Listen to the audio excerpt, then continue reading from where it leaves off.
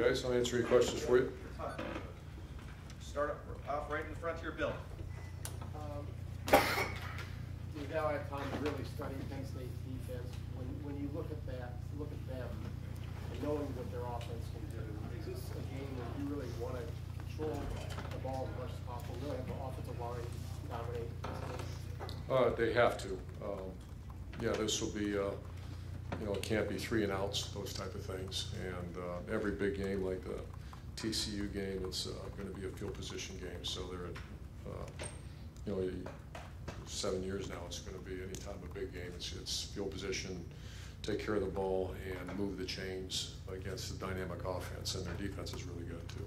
And in terms of the running game, obviously, Tulane was kind of a different story for the way they play. But how important is it to get these? Yeah, have to, and we're an offensive line driven program. You've heard that before. And when they're on, we win, and they have to be on. Front row right, Austin. Urban, there are a number of big programs, high school programs across the country that you and Penn State both have guys on their roster from. Do you view these games as more important when you go head-to-head against that kind of recruiting foe? Sure. I think, especially in that part of the country, when you start talking about Jersey, Maryland, the Eastern Shore, that's a big battle with them. The games in the last few years have been so intense. Has that been the same way, seeing Penn State more often in some of these schools and going head-to-head with them 12 months a year? Yeah, it's. I'll tell you, our conference in the East Side, it's not just Penn State. This is a real one, and top to bottom, man. It's day to day and recruiting, day to day and preparing your team. Third row left, Dan. Urban, there was a report yesterday about Brady Taylor had arthroscopic knee surgery. What's kind of a prognosis for him for the rest of the season? Yeah, I should be back in about 4 weeks. We're looking at the bye week. He had a little meniscal thing that he had to get taken care of. Now, Meyer missed the last couple of games. Is he dealing with an injury as well? Hamstring, and he's back. Front row middle, Dave. Coach, you mentioned how you need to stay on schedule offensively against a team like Penn State, but you also have a quarterback and just an offense in general that can really push the ball downfield. Just that balance, the balancing act you guys have to kind of walk. Offensively, can you discuss that a little bit? Well, Ryan and Kevin have, they've done a good job. It's, you got to be aggressive, and a lot of that's how this game plays out. And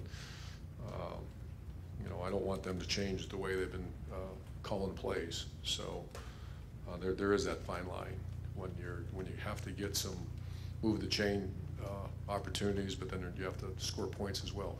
And that's the chess match of a game. And Tate Martell's got a lot of valuable reps through 4 games. Just how ready would he be? I'm sure you're hoping you don't need him. Better be. Yeah. Just what have you seen from Tate? Competitive guy, and a guy that wants to play, and which you want him. And dynamic athlete, kind of a cowboy out there a little bit, when he runs around, but he's just trying to make a play, competitive and very talented. Second row left, Ari. Urban, coming into the season, everybody just knew what Nick Bosa was and potential top 5 pick. But in the time since he got injured, Draymond Jones has seemed unblockable. I mean, he really stepped it up at the end of the TCU game, obviously, and last week had another big game. And now I've seen that he's popping up on in the top 5 in some mock drafts. What are you seeing from the way that he's playing, and is he playing at about as high of a level as he possibly could? I know you had a lot of really good things. A lot of football left. I love Draymond, the way he's grown up, the way he plays. Him and Coach Jay obviously work well together. Yeah, he's a dynamic guy, and we need him. We need everybody at full speed for this one, and he's got to be a dominator in this game. You said that just what you saw from him in spring, when sometimes when guys have one step in the NFL and one here that they don't approach things the right way, but given what he's doing right now, how much of that do you think is because of the way that he approached stuff, and is this what you anticipated from him? It was, because just the kind of person he is. I remember there was even conversation about him leaving last year, and I think his game compared to last year is shot way up. And that's, once again, you get another year with Coach Jay and Coach Marotti, and he's a very serious player, and plus he goes really hard. Last couple questions. Front row left, Bill.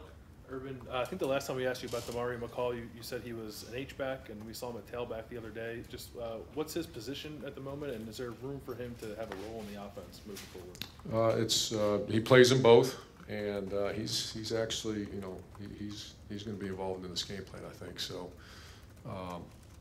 he's just, you got to play tailback, you got to get stronger than he is, and then to be wide out, you got to be a little more fluid as a receiver. So he's right in between, but he's working his tail off, and I love him, and he can add value. And final questions, Tim.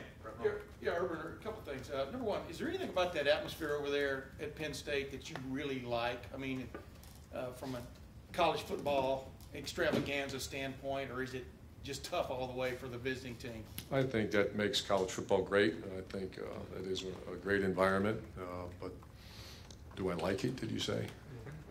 I like it if we find a way to win a game. That's why we're there, and they're there to do the opposite. So I think it's, to answer your question, it's a great environment. And one thing about the Big Ten, you know, I'm on a Big Ten bandwagon because I think it's, the environments around this league have really picked up, man. I think they're, you name, you know, I didn't see that 7 years ago. Now I feel it everywhere, and I think that's great for our conference.